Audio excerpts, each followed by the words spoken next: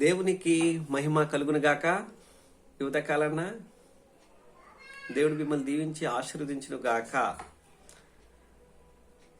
Good Friday. నిన్నటి దినాన్న మనము గుడ్ ఫ్రైడే జరుపుకున్నాం. అద్భుతమైన దేవుని త్యాగం, ప్రేమ, కనికరం, కృప ఇవన్నీ కలగలిపిన ప్రభు అయిన యేసుక్రీస్తు నీ నా రక్షణ కోసం ఆయన త్యాగం చేసి నిన్ను నన్ను ఆయన రాజ్య వారసునిగా చేశారాయన. ఎవరైనా మరణించిన దినాన్ని అశుభము లేదా వారి ఇంట్లో దుఃఖ దినమండి, వాళ్ళ ఇంట్లో అశుభం జరిగిపోయిందండి, వారికి బాధ జరిగిపోయిందండి, బాధ కలిగిందండి వారికి అని చెప్పి మనం సహజంగా అంటాం. కానీ క్రీస్తు మరణించిన దినాన్ని ఏమన్నారంటే గుడ్ ఫ్రైడే, శుభ శుక్రవారము. ఏంటి ఆ శుభం? మానవాళికి శుభం జరిగింది. ఏంటి ఆ శుభం అంటే ప్రతి మానవుడు పాపి గనక పాప పరిహారార్థ బలిగా ఆయన ఈ భూమి మీదకి ఆయన ఉద్భవించాడు, మరణించారు. ఆయన నీ నా పాపాల నిమిత్తం ఆయన మరణించాల్సి వచ్చింది. ఎలానగా మరణ శిక్ష వేసిన వాడే మరణ శిక్షను రద్దు చేసే అధికారం కలిగిన వాడే ఆ న్యాయాధిపతి. అందుకని యేసుక్రీస్తు నిన్ను నన్ను ప్రాణంగా ప్రేమించి ఆ దేవాలయపు అడ్డతరిని ఎవరైతే పరిశుద్ధాలయంలోకి అతి పరిశుద్ధ స్థలంలోకి ఎవరైతే రాలేకపోతున్నారో, దేవుని సమీపింపలేకపోతున్నారో, ప్రభు అయిన యేసుక్రీస్తు ఆ అడ్డతరిని చింపి దేవునికి మనకి సంధి చేశాడు ఆయన రక్తం ద్వారా. ఎవరైతే యేసుక్రీస్తుని విశ్వసించి ఎవరైతే యేసుక్రీస్తు మార్గంలో నడుస్తారో వారందరూ కూడా రక్షించబడతారు.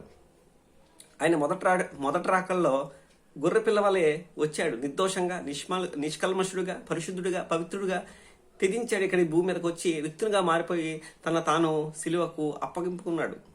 కానీ ఆయన రెండవ రాకడ ఉన్నది. అయితే ఆయన మరణించారు. సమాధిలో 3 దినములు ఉన్నారు. ఆయన ఏం చేశారు ఆ 3 దినాలంటే చెరగా ఆయన తీసుకొచ్చాడు బయటికి.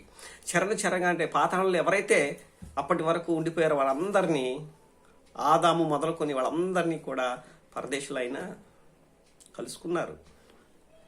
మరణమా, ఓ మరణమా, నీ ముళ్ళు ఎక్కడా, నీ విజయం ఎక్కడా అని చెప్పి ప్రభు చెప్పి సాతానుని చితక తొక్కాడు. మరణాన్ని జయించిన జయశీలుగా ఆయన ఇగో రేపు దినాన లెగబోతున్నారు. ఈస్టర్, మనకి ఈస్టర్ ఆయన. ఏమండి, యేసుక్రీస్తు మన పాపాల నిమిత్తం మరణించి తిరిగి లేచి ఆయన పునరుద్ధానుడిగా నిలిచాడు. పునరుద్ధాన బలవంతుడైన ప్రభు దినాన్ని ఆయన లేచి నీకు నాకు ఏం కలుగు చేశారంటే విజయాన్ని. ఈరోజు నువ్వు, నేను, తమ్ముడు, చెల్లి, సహోదరి విను. నీకు వ్యాధ, నీకు బాధ, నీకు కష్టమా, నీకు రోదన, నీకు వేదన, చావంటే భయమా? భయపడక్కర్లేదు. నువ్వు ఇంట్లో ఉన్నా వచ్చేస్తుంది, నువ్వు బయటికి వెళ్ళి తిరుగుతున్నా వచ్చేస్తుంది చావు. కానీ మనం చావుకు మనం భయపడకూడదు. అది మనకి జడవాలది. సాతానుగాడు చావు అంటే ఇది కాదండి. సాతానుగాడు పెట్టిన మనిషికి బాధ. ఆ బాధను మనం ఎలా ట్రీట్ చేయాలి అంటే ప్రభువైన యేసుక్రీస్తు దాన్ని విరిచేశాడు, దాని ముళ్ళని విరిచేశాడు. కనుక నువ్వు నేను కూడా మరణాన్ని తొక్కిపెట్టి మన క్రీస్తులో, మరణం అంటే ఒక భక్తుడు అన్నాడు అడ్రస్ చేంజ్ చేసుకోవడం అంట. ఇక్కడ కన్ను మూస్తే ఎక్కడ కన్ను తెరుస్తాం? పరలోక రాజ్యంలో. పరదేశిలో మనము కన్ను తెరుస్తాం. అక్కడ మన భక్తులందరూ ఉన్నారు. ఆదాము కానించి ఇది వరకు ఉన్న భక్తులందరూ కూడా అక్కడే ఉన్నారు. కనుక విశ్వాస సమూహమును అక్కడ మనం చూస్తాం. రెండవ రాకడ కూడా ఉన్నది. ఆ రెండవ రాకడ ఏం చెప్తుందంటే 2వ తెస్సలోనిక పత్రిక 8వ అధ్యాయం మనం 8వ వచనం 1:8. తెస్సలోనిక రాసిన 2వ పత్రిక 1వ అధ్యాయం 8వ వచనం మనం చూసినట్లయితే, ప్రభువైన యేసు తన ప్రభావమును కనపరచు దూతలతో కూడా పరలోకము నుండి అగ్ని జ్వాలలో ప్రత్యక్షమై దేవుని నెరగని వారికిని మన ప్రభువైన యేసుక్రీస్తు సువార్తకు లోబడిన వారికిని ప్రతిదండన చేయనప్పుడు మిమ్మును శ్రమపరచు వారికి శ్రమ పొందుతున్న మీకు మాతో కూడా విశ్రాంతియు అనుగ్రహించుట దేవునికి న్యాయమే. అమ్మా, నువ్వు శ్రమ అనుభవిస్తున్నావు. ఇప్పుడు సువార్త నిమిత్తం, దేవుడి నిమిత్తం హింస అనుభవిస్తున్నావా? అయితే విను, దేవుడు నీతో మాట్లాడుతుంది. నీకు విశ్రాంతి ఉంది, నీకు నెమ్మది ఉంది. మరణం